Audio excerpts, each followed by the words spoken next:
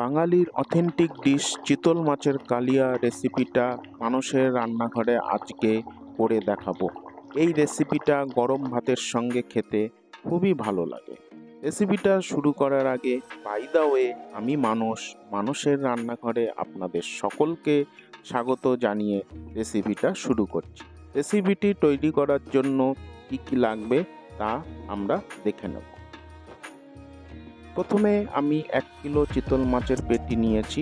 পেঁয়াজ বাটা, টমেটো বাটা, দই কাজু বাটা, জিরে বাটা, গোটা গরম মশলা, গোটা জিরে,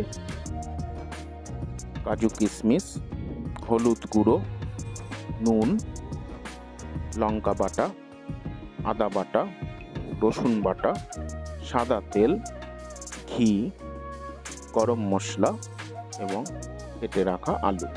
এই দিয়ে আমি আজকে টোটাল চিতল মাছের কালিয়া রেসিপিটা করে দেখাবো।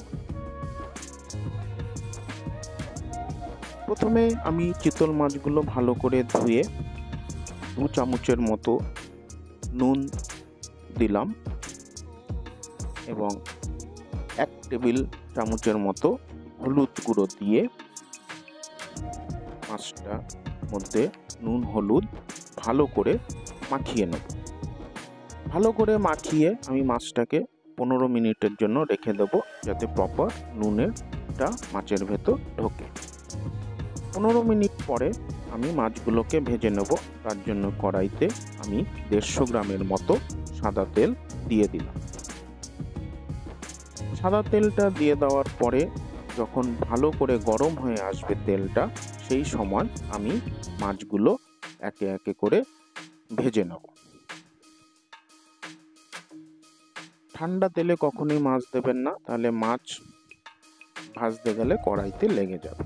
মাছগুলো দিয়ে আমি এপিট ওপিট করে ভালো করে মাছগুলোকে ভেজে নেব।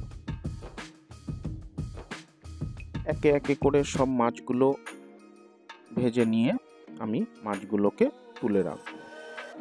এইভাবে আমি সব মাছগুলো ভেজে নিলাম। ভেজে নেওয়ার পরে আমি সেই তেলের মধ্যে কেটে রাখা আলুগুলো আমি ভেজে নেব।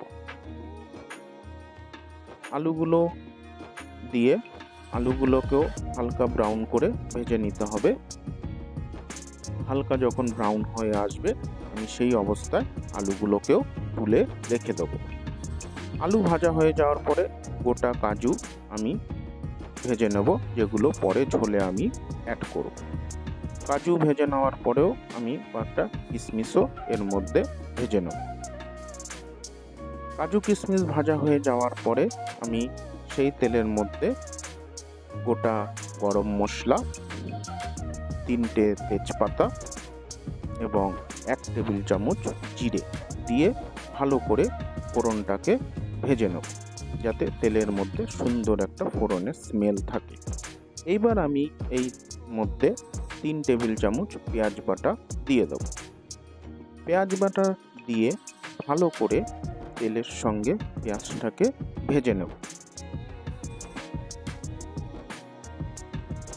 পেঁয়াজটাকে ভাজতে ভাজতে এই অবস্থায় আমি 1 টেবিল চামচের মতো রসুন বাটা এখন দিয়ে দেব, যাতে পেঁয়াজ আর রসুনের কাঁচা গন্ধটা পুরো কেটে যায়। পেঁয়াজ আর রসুনটা ভালো করে আমি তেলের মধ্যে ভেজে নেব।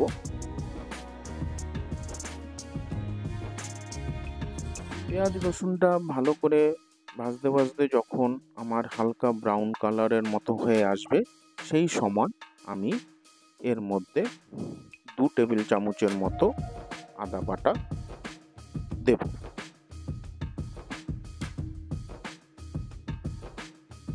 তার সঙ্গে আমি 2 টেবিল চামচ জিরে বাটাটাও দিয়ে দেব। আদা জিরে দেওয়ার পরেও আমি 3 টেবিল চামচের মতো টমেটো পেস্ট দিয়ে দেব। টমেটো পেস্ট দেওয়ার পরে আমি 1 টেবিল চামচ শুকনো লঙ্কা বাটা এর মধ্যে দিয়ে দেব। যেহেতু কালিয়া, এর জন্য বাটা মশলাই আমি এর মধ্যে এখানে বেশি ব্যবহার করেছি। কালিয়াতে সবসময় বাটা মশলা ব্যবহার করলে এর টেস্ট খুব ভালো হয়, খেতেও খুব ভালো লাগে। এবার মশলাটাকে ভালো করে আমি কষিয়ে নেব। যখন হালকা আস্তে আস্তে তেল উঠে আসবে সেই সময় আমি 1 টেবিল চামচের মতো হলুদ গুঁড়ো, 1 টেবিল চামচের মতো কাশ্মীরি লঙ্কা গুঁড়ো, স্বাদ অনুসারে নুন দিয়ে সকল মশলা ব্যালেন্স করার জন্য, টেস্টকে ব্যালেন্স করার জন্য 1 চামচ চিনি দিয়ে ভালো করে কষিয়ে নেব দ্বিতীয়বারের জন্য। যখন মশলাটা আমার ভালো করে কষে আসবে, সাইড দিয়ে যখন এরকম তেল বেরিয়ে আসবে, সেই সময় আমার দই আর কাজু বাদাম বাটাটা এর মধ্যে দিয়ে দেবো। এইবার দই কাজু বাদাম বাটা দিয়ে আমি তৃতীয়বারের জন্য আবার মশলাটাকে খুব ভালো করে কষিয়ে নেব। আমি এখানে একদমই জলের ব্যবহার করছি না।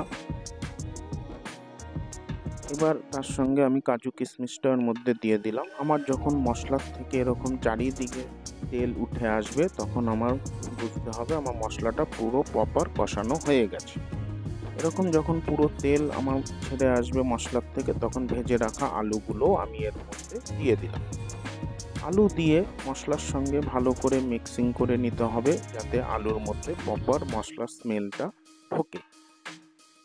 এইবার আমি আরেকবার ভালো করে কষিয়ে নিয়ে পরিমাণ মতো জল দিয়ে দেব।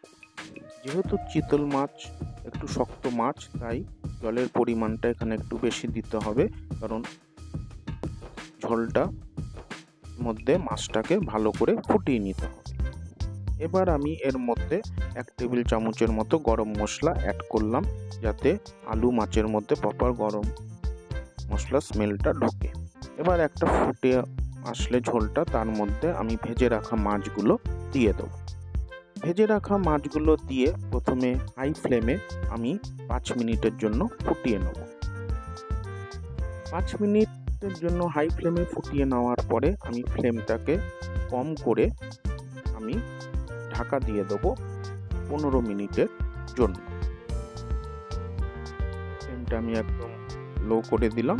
এবার আমি ঢাকা দিয়ে দিলাম 15 মিনিটের জন্য। লো ফ্লেমে 15 মিনিট ফোটার পরে আমার একদম রেডি। মাছটাও সুন্দর সিদ্ধ হয়ে গেছে, পরিমাণটাও সুন্দর ব্যালেন্স চলে এসছে, কালিয়াতে যেরকম ঝোল হয়ে থাকে। আমার তৈরি হয়ে গেল গরমা গরম চিতল মাছের কালিয়া। আজকে আমার রেসিপিটা কেমন লাগলো তা অবশ্যই কমেন্ট করে জানাবেন। রেসিপিটা ভালো লেগে থাকলে একটা লাইক করবেন এবং শেয়ার করবেন এবং চ্যানেলটাকে সাবস্ক্রাইব করে দেবেন। সাবস্ক্রাইব করার সময় পাশের বেল আইকনটা অবশ্যই অন করে দেবেন, তাহলে আমি যখনই কোনো নতুন ভিডিও আপলোড করব তার নোটিফিকেশান আপনারা পেয়ে যাবেন। তো আসি বন্ধুরা, আবার দেখা হবে অন্য কোনো দিন অন্য কোনো নতুন রেসিপির সঙ্গে। সবাই ভালো থাকবেন, সুস্থ থাকবেন, সর্বদা মানুষের রান্নাঘরের সঙ্গে যুক্ত হয়ে থাকবেন।